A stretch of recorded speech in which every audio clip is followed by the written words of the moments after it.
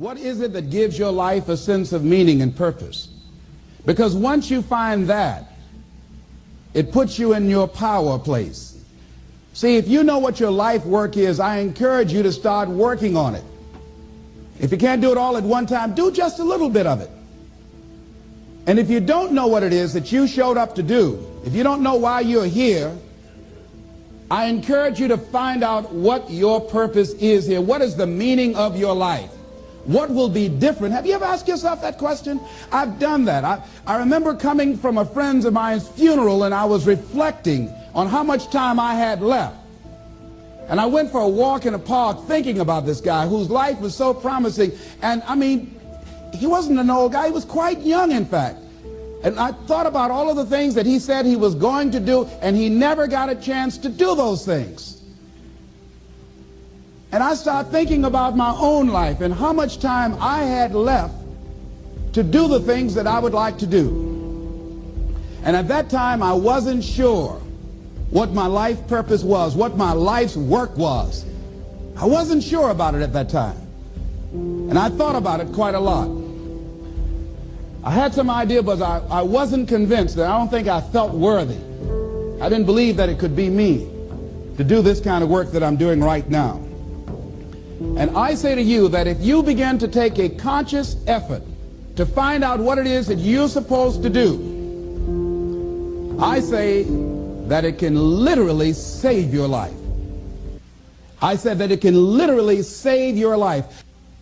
85% of the American public, according to recent studies, are going to jobs that they hate, working on jobs that do not challenge them.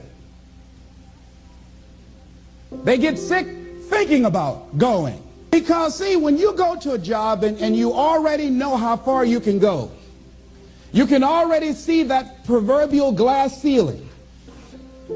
See, when you're going someplace and you already know how much you're going to make, you already know how far you can go, you're in a dead-end position.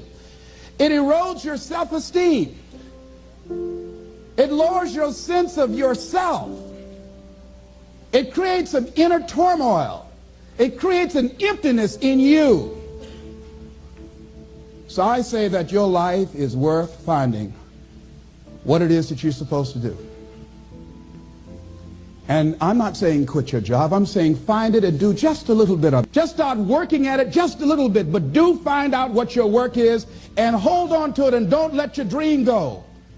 Don't let it go. See, and here's something else I want you to begin to look at. Why is it that most people don't pursue their dreams or don't do better than what they're doing if they're capable of doing it? I think that many of us don't go the next step because we don't know what to do yet. And I say that the reason that we don't even explore the possibility of what to do is because subconsciously we don't believe that it can happen for us, and we don't believe that we deserve it.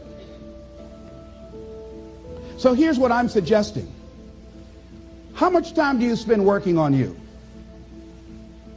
How much time do you spend every day working on your dream? In the last 90 days, how many books have you read? In the last year, what new skill or knowledge have you acquired? What kind of investment have you made in you? So I'm saying that as you begin to look at where you want to go, if you want to make it today, and things are changing so fast you have to literally run to stand still, I'm saying that you've got to make some conscious effort to begin to work to develop you. Here's something else. Most people are not living their dreams because of fear, ladies and gentlemen. Fear, limited vision, and lack of self-esteem is what keep most people doing things they don't want to do.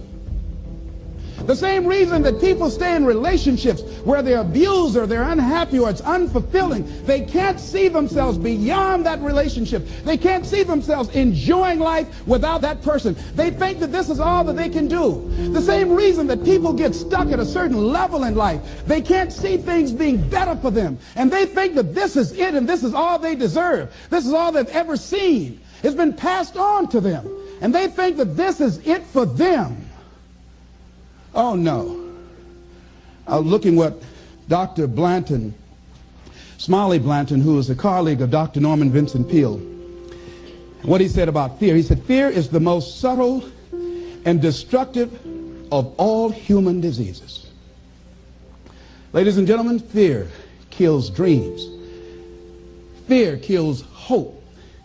Fear put people in the hospital. Fear can age you. Fear, ladies and gentlemen, can hold you back from doing something that you know within yourself that you're capable of doing, but it will paralyze you. And it seemed like you're in a hypnotic spell. And I ask you a question, what is the benefit? What's the benefit of allowing fear to hold you back? What's the benefit of giving up on yourself, of not stepping out on life and taking life on? What is the benefit for you? What's the plus in that? It's one of the things I had to ask myself. So I didn't want to make any mistakes. I wanted everybody to like me. I wanted to be perfect the first time I did something. It's not going to happen. You're going to make some mistakes. You're going to hurt some folks' feelings. You're going to create some enemies whenever you decide that you want to begin to take life on. You've got to ask yourself, how long am I going to allow this to hold me back? I like what Zig Ziglar says. He said, fear is false evidence appearing real. That is an illusion that we create in our mind. It is a state of mind that can be changed. So let's look at how we can begin to take some steps to restructure that fear, to begin to expand our visions of ourselves, to begin to increase our self-esteem. Webster said that self-esteem means confidence and satisfaction in oneself. Look at your life right now. Whatever you've done up to this point in time, your life is working. Whatever you have produced, it came out of you as a result of the kind of person that you have become. It's a result of your choices. It's a result of your consciousness. Now you have to ask yourself, are you satisfied with what you have produced? Is this what you want? Would you like for things to be better than this? Do you believe that you deserve better than this? Or are you content? This is it. You don't have to do anything else. That you already resign yourself in life and say, well, I'm happy. I'm not starving like the people in Calcutta. Are you allowing yourself to get off the hook like that? Or do you believe somewhere in the back of your mind or in your heart that there's some other great work for you to do? There's something else that life has for you. And that's why you're here. How do we handle this fear factor? How do we increase our self-esteem? You have to begin to fortify yourself. How do we do that? I believe that you have to begin to consciously monitor your inner conversation and start talking to yourself. Start building yourself up. Sometimes the only good things you will hear about you are the things that you say to you. So I'm saying learn to be your own booster. Start building yourself up. Start encouraging yourself. Start saying, I can do this. I can make this happen. When I started thinking about becoming a speaker, I said, yes, I can do this. I can make this happen. When I start trying to convince myself I can be a businessman after flopping and failing and losing thousands of dollars and feeling stupid and dumb and having people take advantage of me because of what I didn't know, I had to talk to myself because people were saying to me that I was dumb. And somewhere in the back of my mind, I was saying, you're right. Look at what I've done. I had to say, no, Les. Hey, come on, man. Get yourself together. You can handle this. You just haven't figured it out yet. It's all right. This is your training period. This is the tuition you have to pay for what you don't know. You can do this. Other people have done it. It doesn't take an Einstein. Get you some people that can teach you some stuff that you don't know. Get you some people that have done it successfully and learn from them. Take some seminars, workshops, read some books on how to manage a business. Change the way you see yourself and begin to tend to the personal details. Understand that nobody's going to take care of your business better than you. And when I start changing that kind of mindset of beating myself up because of my mistakes and start looking at the possibility of my doing better, of my making the adjustment that would enable me to do what I want to do successfully, things begin to change. And I say, stop beating up on yourself. You do it. I know you do it. I've done it. It's a natural inclination for us to put ourselves down. See, we are born negative, I think, in a negative consciousness because we live in a negative world. Here's some other things, ladies and gentlemen. Begin to guard your mind against negative programming, like turn off the television. Don't watch the news. So you've got to guard the kinds of things that you put in your mind. See, if you don't program your mind will be programmed, because human beings are goal-oriented. That's why we die of broken hearts early. That's why we're running through life to early graves. We're going through life, ladies and gentlemen, and I think that Henry David Thoreau said that most men live in quiet desperation. Most of us go through life running scared. So we created this in our minds, false evidence appearing real. We made it real in our minds. That's why Churchill said there's nothing to fear but fear itself. That's the destructive monster. So turn off things that can contribute to your fear.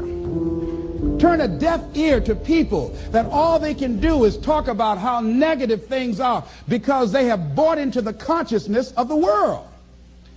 Start attending workshops, seminars, listening to tapes on a daily basis to begin to recondition your mind, to retrain your thinking. Faith comes by what? Hearing and hearing and hearing. Listen to things that can empower you, that can enable you to create a new reality for yourself, in a new life for yourself. You might appear to be strange around most people. You know, most people think you're strange if you're happy today.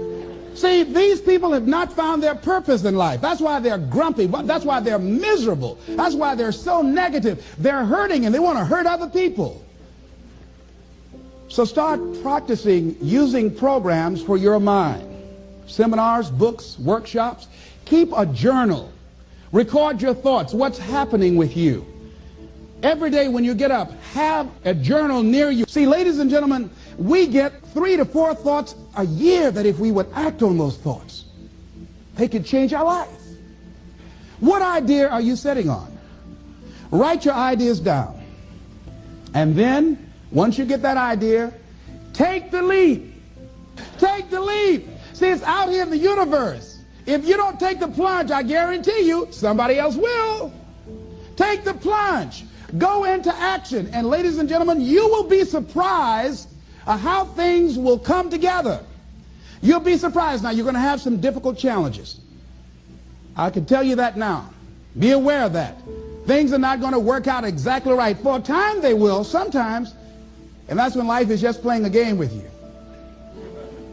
I want you to feel good and relax. But ladies and gentlemen, go into action with your dream. And don't avoid where the fights are. Get in the midst of the fight.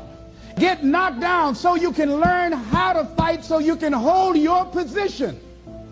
See, most people don't get out in the arena of life because they don't want to fight. Most people don't get out there because they don't want to get knocked down. They don't want to be dropped to their knees. But see, you're going to be dropped whether you're on the field or whether or not you're sitting on the sidelines. You're going to be dropped. So at least get dropped for something. See, that's how most people are spectators in life. You don't want to be a spectator. You want to get out in the field where the action is. And you will be amazed. After the struggle, there will be a calm period and things will begin to click for you.